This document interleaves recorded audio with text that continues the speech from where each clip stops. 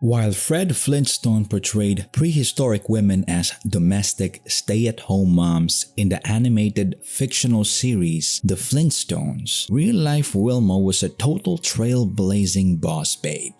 For too long, we assumed cave women spent their days taking care of the cave while men brought home the mastodon meat. But you wouldn't believe what new evidence has revealed about prehistoric women, especially about them being skilled hunters, innovative artists, and more than just mothers. In this video, we'll explore the shocking multitasking world of Stone Age women. Keep watching as we uncover the awesome truth.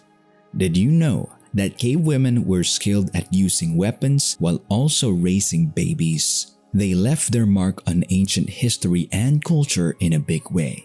These ancestral supermoms have shown us that females are not limited to the kitchen and can achieve anything. Imagine hunting mammoths with ancient tools while raising mini cave people. Our early mothers prove women have mad skills. And who says you can't have beauty and brawn? Prehistoric ladies could decorate caves and demolish dinner with one stone. Yeah, they were that awesome. The savage Stone Age ladies blazed trails while caring for babies. Well, that's not all. There is more to explore about these beautiful beings, so stick around to learn something new about the lives of these awesome women. Beyond just child rearing, prehistoric women held diverse roles that were crucial to community survival and development. Initially, it was thought that men primarily handled hunting big game like woolly mammoths, while women focused on gathering plant foods, trapping small animals, fishing, and scavenging anything edible they could find. We believe that steady supply of nuts, seeds, roots, berries, eggs, and other resources provided the foundation of the hunter-gatherer diet. But here's the game changer. Archaeologists and scientists now have evidence to challenge what we thought we knew about prehistoric women. You might think it's something you already know, but trust me, this is entirely new, a recent revelation. So, how were these incredible women able to match the strength of ancient men? Let's travel back in time to the Stone Age to examine the anatomy of prehistoric women and better understand their strength and bone structure. Research shows prehistoric women had similar muscle mass and body composition as men. Muscular, lean frames minus the modern excess fat. And to support this, archaeologists also think that Stone Age diets and lifestyles resulted in females carrying more muscle than the average modern woman. And here is where things get more interesting. You wouldn't believe what the study of ancient skeletons revealed. It showed women had robust bones and joints from use, and marks where muscle attachments were visible, indicating substantial muscle development in areas like the arms and thighs for lifting, throwing, and endurance travel. But that's not all. Women's wider pelvises allowed more leverage in motions like swinging weapons with force, and their lower center of gravity also provided stability when launching spears and aiming throws. Now, let's talk about prehistoric women's hormones. You wouldn't believe these women had unique hormones that helped them sustain their energy supply. Estrogen helps use fat for fuel while adrenaline provides burst strength. Combining these two allowed handling both childcare tasks and intense hunting needs. Upon further analysis, scientists found prehistoric female remains showed the same hunting-related injuries as men: fractures, arthritis, joint wear. This confirms they performed similar physical feats side by side with males. Now check this out. Compared to what we thought about prehistoric male activities, archaeological evidence indicates that prehistoric women, not men, likely created the first tools like digging sticks, baskets, and grinding stones, specifically for gathering and processing the plants and small animals they collected. The sisters got crafty. These specialized tools gave them greater access to supplemental nutrition sources beyond the meat the hunters brought home. Since research did not specify if it's all prehistoric women that were hunters or some of them who were trained to be hunters, is it okay if we assume that some of these women stayed at home to guide the kids in their habitat? Keep watching to find out based on new archaeological discoveries.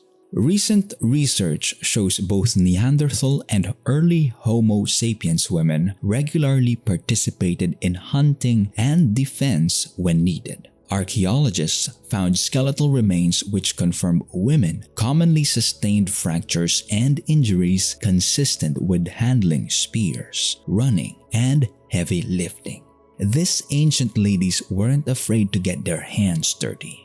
Genetic studies also found a high prevalence of DNA mutations linked to boosting oxygen capacity in women as well as men. This suggests females were also endurance athletes who ran long distances during travel, foraging trips, and collaborative big game hunts when larger numbers were required.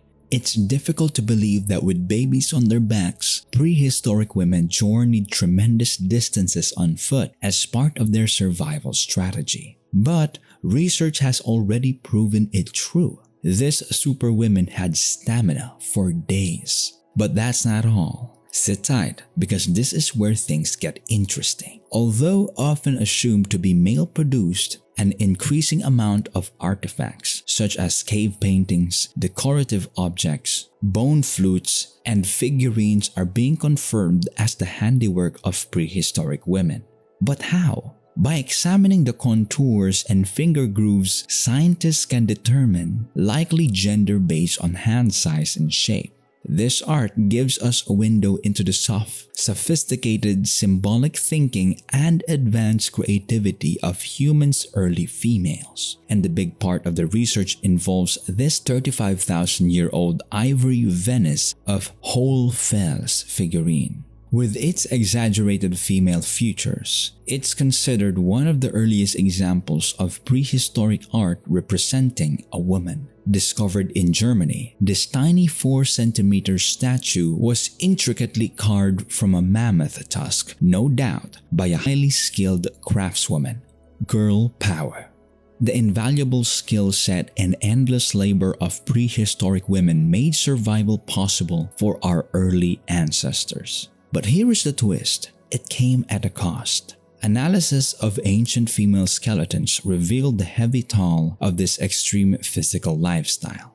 Osteoarthritis, bone deformities, and damaged vertebrae were common ailments among elder prehistoric women, resulting from years of tough manual work, loaded trekking, and childbearing stresses. They persevered through pain that would bring weaker spirits to their knees. In some primitive societies, the imbalance of workload and risk for women even shows up in populations having significantly shorter average female lifespans compared to male. Though we may romantically imagine ancient sisterhoods as egalitarian, the daily grind took a harsher toll on their bodies. But that's not all. The prehistoric men did not go easy on them too. Skeletal evidence indicates women regularly experience violence. Skulls bearing healed fractures hint at occasional blows from male aggression or punishment. Back then, lower social status meant protective rights and justice were likely scarce for women facing abuse. However, ancient women decided they needed to lean on each other's shoulders, so they banded together to cope with their plight. Inside their female circles, elders passed down generations of wisdom on gathering, homemaking, and child-rearing to ensure cultural continuity. This oral education provided a source of pride and power for young women. In 2008, archaeologists discovered artifacts like the 25,000-year-old clay babushka figurines, which suggest grandmothers held respected roles. With their wrinkles emphasized, these figures may have used exaggeration to convey the wisdom of the aged. Though hard-won knowledge was sacred in prehistoric time, by working cooperatively in day-to-day survival activities, women forged strong social bonds and support networks. Shared childcare and meal preparation also reduced individual workloads, giving mothers, daughters, and grandmothers precious time to rest and socialize. Fast forward to the time of the modern hunter-gatherer tribes, they uphold how highly mobile bands rely on fluid gender roles and teamwork between the sexes to sustain their nomadic existence. Men aren't the sole providers, nor women the full-time homemakers. Flexibility and collaboration are key. While exceptions exist, researchers found tribes who emphasize strict gender divisions in labor have lower equality and resilience overall. More flexible divisions tend to maximize productivity and reduce conflicts. The lesson? Equity and balance of contributions between the sexes helps us all thrive. The lives of ancient women were undeniably harsh by modern standards, but they preserve thanks to the wisdom of elders, strength of community, and timeless power of sisterhood. When we wrongly assume all prehistoric women were passive nurturers, we deny their impressive intelligence, stamina, and problem-solving skills that were essential to human advancement. Though often denied fair status, safety, and access in their male-dominated worlds, generations of bold women broke barriers nonetheless to fulfill roles as leaders, healers, craftswomen, and more. They were survivors, forced to endure hardships unimaginable today.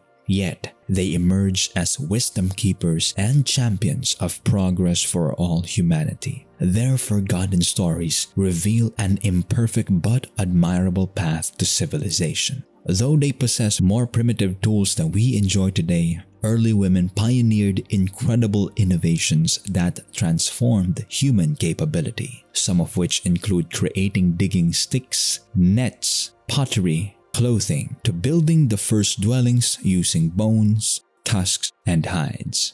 Female ingenuity laid the foundations for technology. But that's not all. Women also played a leading role in the agricultural revolution around 12,000 years ago. As gatherers, women had advanced understanding of plants and ecology. This knowledge was harnessed to gradually domesticate wild grains and vegetables near early settlements. Female intuition birthed the farming life we know today. Prehistoric women also made landmark strides in medicine. Elder healers meticulously learned the uses of herbs, fungi, tree bark, and other organic compounds to treat illness and injury. Intimate female knowledge of plants and human physiology produced the first pharmacology. Additionally, women dominated trade in early economies. Gathering surplus food, raw materials, and handmade goods, women traveled long distances to exchange or sell these items with other communities. These trade networks fostered cultural diffusion and cooperation between disparate tribes. In domains from science to commerce and beyond, the ingenuity of humanity's early women endures as an immense, overlooked contributor to who we've become. Sadly, the agricultural and trade revolutions ultimately eroded female status and mobility. As humans transitioned from nomadic bands to sedentary, property-based societies, prominence of goddesses and priestesses gave way to male-centric political and religious leadership.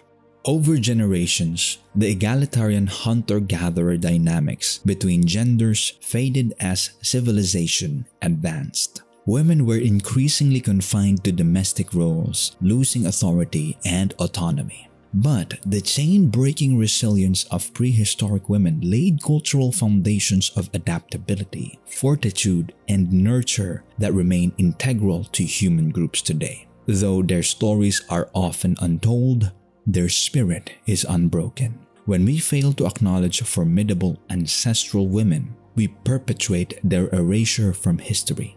But the truth cannot be buried. The echoes of their wisdom call on us to envision a more just future. If you enjoyed this video, give it a thumbs up and subscribe. Thanks for watching. See you in the next video.